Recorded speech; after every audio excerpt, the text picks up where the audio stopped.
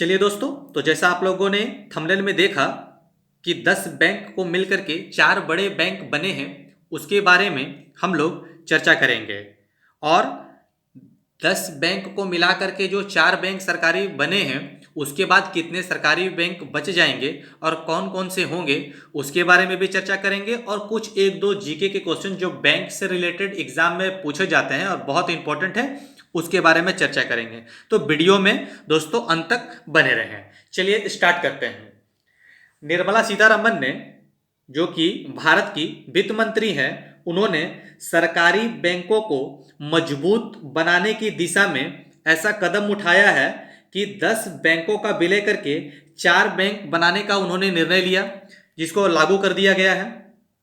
इससे पहले 2017 में भी जो भारतीय स्टेट बैंक थी और उसकी 5 ब्रांच थी, उनको मर्ज कर दिया गया था। ये जस्ट मैं बोल दे रहा हूं, वो उतना इंपॉर्टेंट नहीं है, लेकिन आप जानकारी में रखें, ठीक है। तथा 2020 में भी विजया बैंक और देना बैंक का विलय करके बैंक ऑफ बड़ौदा के रूप में इसका विलय कर दिया गया था। ठीक है दोस्तों, चलिए ये जस्ट नॉलेज के लिए था, वो ये पूछेगा नहीं आपसे, ठीक है। चलिए अब 10 बैंक जो मिलकर के 4 बैंक बने हैं, हम उसके बारे में चर्चा करेंगे, ठीक है दोस्तों। तो क्या है, तो Punjab National Bank, Oriental Bank of Commerce, United Bank of India, इन 3 बैंकों को मिला करके एक बैंक बनाया गया है, जो कि उसका एक बैंक बनाया गया है। कौन सा? तो पंजाब नेशनल बैंक है, जिसको मैंने हाईलाइट करके लिखा हुआ है, ठीक है। इसको हम दोस्तों एक बार ऐसे थ्रूली देख लेते हैं, उसके बाद हम लोग ट्रिक से भी याद करने की कोशिश करेंगे, ठीक है। दूसरा है दोस्तों कि कैनरा बैंक और सिंडिकेट बैंक, इन दोनों को भी मर्ज करके एक बैंक बना दिया है। कौन सा?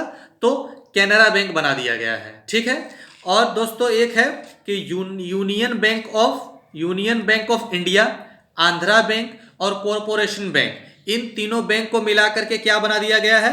तो यूनियन बैंक ऑफ इंडिया, ठीक है। और एक है कि इंडियन बैंक और इलाहाबाद बैंक, इन दोनों बैंकों को मिलाकर के क्या बना दिया गया है? तो इंडियन बैंक बना दिया गया है, ठीक है। अब हम लोग ये तो हो गया, अब हम लोग ट्रिक से कैसे याद रख सकते हैं इसको, क्योंकि ये बहुत कंफ्यूज हो जाएगा, है ना। तो कैसे याद रखेंगे? तो Punjab National Bank, Oriental Bank of commerce और यूनाइटेड बैंक ऑफ इंडिया, इसको कैसे याद रखेंगे?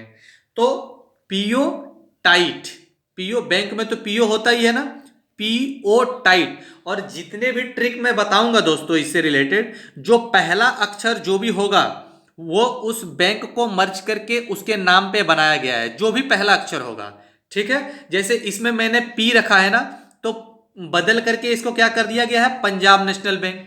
इसके बाद मैंने सी को पहले रखा है दूसरे ट्रिक में, तो सी को बदल करके क्या रख दिया है? कैनरा बैंक। उसके बाद मैंने फिर यू को पहले रखा है, तो यूनियन बैंक ऑफ इंडिया, है ना। उसके बाद मैंने आई को पहले रखा है, तो इंडियन बैंक, है ना। ऐसे ही याद रखेंगे, ठीक है। तो 4 ट्रिक याद रखेंगे और 4 में 10 बैंक का कौन कौन सा मर्ज हुआ है वो सब आपको ऑटोमेटिक याद हो जाएगा, ठीक है दोस्तों। चलिए क्या याद रखेंगे कि पीओ जो है वो टाइट है ना। बैंक का जो पीओ है वो टाइट है, तो पी से क्या हो जाएगा? पंजाब नेशनल बैंक, ओ से ओरिएंटल बैंक ऑफ कॉमर्स, और टाइट यूनाइटेड, है ना। यूनाइट टाइट को मैंने इसलिए लिखा है क्योंकि यहां पे एक बैंक यूनियन भी है, तो यू यू अगर दोनों जगह मैं कर दूंगा तो हो सके आप कंफ्यूज हो जाएंगे, ठीक है ना। इसलिए मैंने यूनाइटेड है ना, तो इसमें टेट और टाइट को कोरिलेट करके आप याद करिए, ठीक है। टेट और टाइट, और यू से डायरेक्ट यूनियन, ठीक है। ये मैं नीचे डिस्कस करूंगा। तो पहला ट्रिक क्या हो गया दोस्तों कि Punjab National Bank, Oriental Bank of commerce और यूनाइटेड बैंक को मिला करके कौन सा बैंक बनाया है? तो पंजाब नेशनल बैंक बनाया गया है। और उसको कैसे याद रखेंगे कि पीओ टाइट है, ठीक है। दूसरा में याद रखेंगे, सिर्फ सीएस याद रखेंगे हम, सीएस, है ना, सीएस। और सीएस में क्या मैंने बोला कि जितना भी पहला अक्षर होगा वो उस बैंक का नाम बदल करके किया गया है, ठीक है। तो सी से इन दोनों बैंक को मिला करके कैनरा बैंक नाम रख दिया गया है, ठीक है। इन दोनों बैंक को मिला करके कैनरा बैंक नाम रख दिया गया है, ठीक है। तीसरा है दोस्तों union bank of India, Andhra bank और कॉरपोरेशन बैंक, इन तीनों बैंकों को मिला करके, तो इसको कैसे ट्रिक से याद रखेंगे? UAC, UAC। दोस्तों आप 3-4 बार पढ़ लो, आप जरूर इसको रिमेंबर कर लोगे। ऐसे याद करोगे अगर आप तो जरूर भूल जाओगे आप कुछ दिन के बाद। ऐसे याद रखोगे तो आप कम से कम 15-20 दिन तक याद रख सकते हो। फिर 15-20 दिन के बाद कुछ करना नहीं है, जस्ट क्या करना है, ऐसे थोड़ी रिवीजन कर लेना है। PO टाइट है, CS UAC है ना, IA है ना, IA। अब IA में क्या है, तो ये जो I है ना दोस्तों, I से याद रख लेंगे इंडियन बैंक, और किसका किया है, इलाहाबाद बैंक का।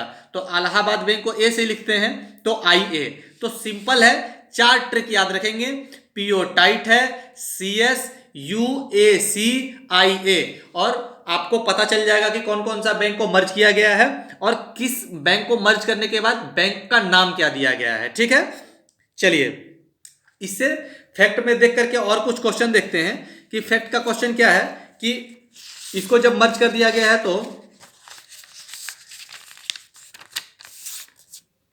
अब इससे क्या हुआ है कि जो स्टेट बैंक है, जो सार्वजनिक बैंकों में सबसे बड़ा बैंक जो है दोस्तों स्टेट बैंक है। ठीक है, स्टेट बैंक के बाद अब जब मर्ज कर दिया गया है कुछ बैंकों को, तो PNB यानी पंजाब नेशनल बैंक जो है वो दूसरा सबसे बड़ा सार्वजनिक बैंक बन गया है। ठीक है, पंजाब नेशनल बैंक। ठीक है, चलिए याद रखिएगा।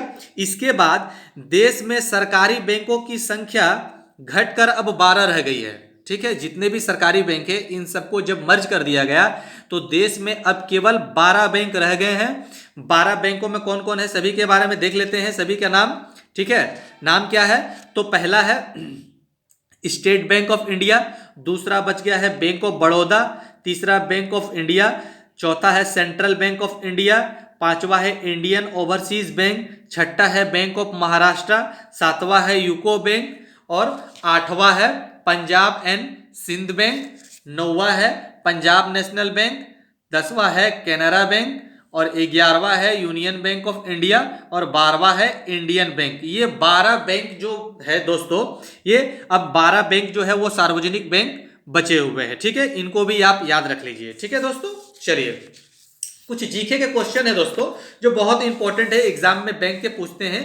ठीक है ना, उनको भी याद रखेंगे कि RBI reserve bank of India की स्थापना कब हुई थी, ये बहुत पूछता है। याद रखेंगे 1 अप्रैल 1935 को। ठीक है, नोट किस अधिनियम में पूछेगा तब अधिनियम अगर बोलेगा तो 1934 याद रखेंगे कि 1934 अधिनियम यानी एक्ट के तहत ये बना था RBI।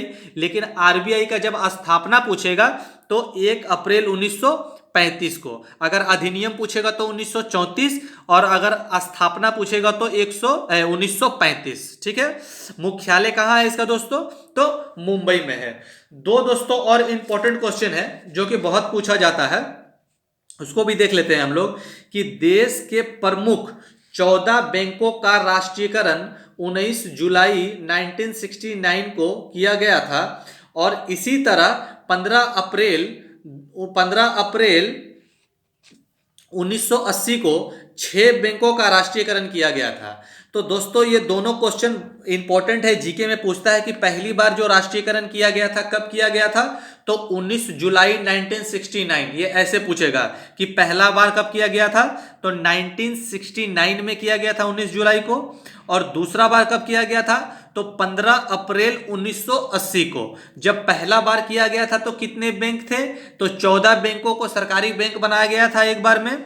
उसके बाद 1980 में जो है कितने बैंकों को बनाया गया था, तो 6 बैंकों को एक साथ बनाया गया था। ठीक है दोस्तों, आज के लिए इतना ही। बहुत ही जल्द एक नेक्स्ट टॉपिक को लेकर के मैं आऊंगा। दोस्तों अगर वीडियो अच्छा लगे तो जरूर से जरूर शेयर कर दें। ठीक है, चैनल को सब्सक्राइब कर दें, ऑल आइकन को बटन को क्लिक करके नोटिफिकेशन ऑल आइकन जो बटन है सब्सक्राइब करके उसको भी क्लिक कर दें। ठीक है, ताकि जैसे ही मैं वीडियो अपलोड करूं तो आपके पास नोटिफिकेशन चला जाए। Thank you for watching.